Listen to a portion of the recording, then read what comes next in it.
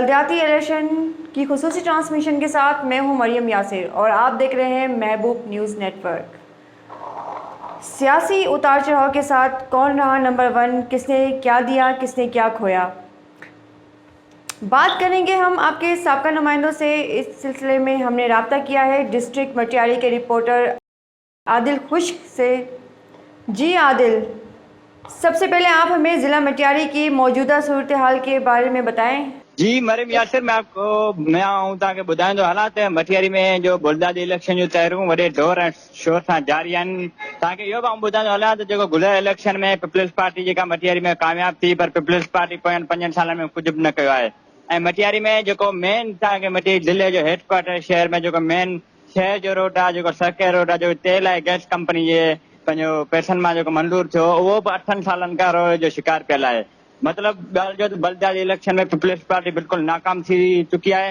बाक़ी हींअर जी तव्हांखे ॿुधायां, हींअर जेका बलदियाती इलेक्शन जूं तैयारियूं वॾे ज़ोर ऐं शोर सां जारी आहिनि।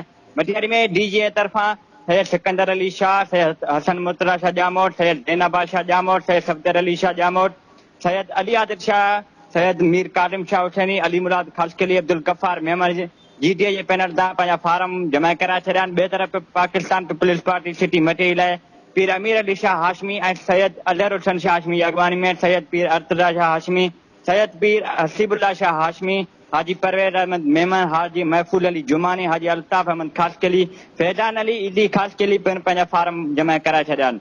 ॿिए पासे पाकिस्तान पीपल्स पार्टी जे अॻवान मखदूम जमील लम्मा जे पैनल तां उम्मीदवारनि जा फार्म जमा कराया विया, जंहिंमें मटियारी ज़िले जे 3 यूसीएल में ऐं town committee Uderolal station, UC Uderolal village, शहर मोहम्मद मां उम्मीदवारनि आखुन जावेद, मोहम्मद जुमन जहेजो, आखुंद अब्दुल अजीज सिद्दीकी, निसार अहमद शौक, वसीम अब्बास, मोहम्मद अकरम बरोज, एडम ब्रह्मानी ऐं ॿियनि मुख्तियार कारा फील्ड में पंहिंजा फार्म जमा कराया। टे पासे तव्हां ॿुधाईंदो हलां त मटियारी टाउन कमेटी जमायत इस्लाम तरफ़ां आसिफ अली मेमन, गुलाम हैदर शाह, हाफिज अहमद मेमन, मोहम्मद राज सुमर ऐं ॿियनि पारां पंहिंजा नामज़दगी फार्म जमा कराए छॾिया। अच्छा आदिल, जो इस वक्त मटियारी ज़िला है उसमें किस पार्टी का पलड़ा भारी देख रहे हैं आप? सर अभी जो हींअर जेको मटियारी में आहे उहो पंहिंजो जीटीए ज़ोर आहे। जेका ॾिसण में अचे इलेक्शन जे हिसाब सां जीटीए ज़ोर आहे ऐं जीटीए जा जेको जीडल पैनल तरफ़ां वॾा माण्हू सपोर्ट पिया कनि। बाक़ी पीपल्स पार्टी जो को बि हींअर सपोर्टर कोन्हे ऐं ॿिए तरफ़ ते पीपल्स पार्टी मटियारी शहर खे कुझु बि आवाम खे को बि रिलीफ न ॾिनो आहे पोयनि 5 सालनि में। जी आदिल, ये बताइएगा कि जो पिछले टेन्योर में जो नुमाइंदे मुंतखब हुए थे उन्होंने कैसे काम किए थे? जी आऊं तव्हांखे ॿुधाईंदो हलां त उन्हनि मटियारी में सिर्फ़ु पंहिंजा जेके मनपसंद माण्हू हुआ ऐं जेके पंहिंजा ख़रीदल जेके उन्हनि वटि गुलाम हुआ उन्हनि खे उन कमु कराए ॾिना। बाक़ी मटियारी जी आवाम खे को बि मतिलबु जेको टाउन चेयरमैन थी आयो या मटियारी में जेको पंहिंजो यूसी थी आयो या मटियारी में जेको मिसाल पंहिंजो यूनियन काउंसिल जो यूसी नादिम थी आयो, उन को बि कमुकार कोन्हे ॾिनो मटियारी में। तो आदिल, ज़िला मटियारी की जो आवाम है उसमें सोशल मीडिया के आने की वजह से जो शहूर है उसमें आप क्या कहेंगे?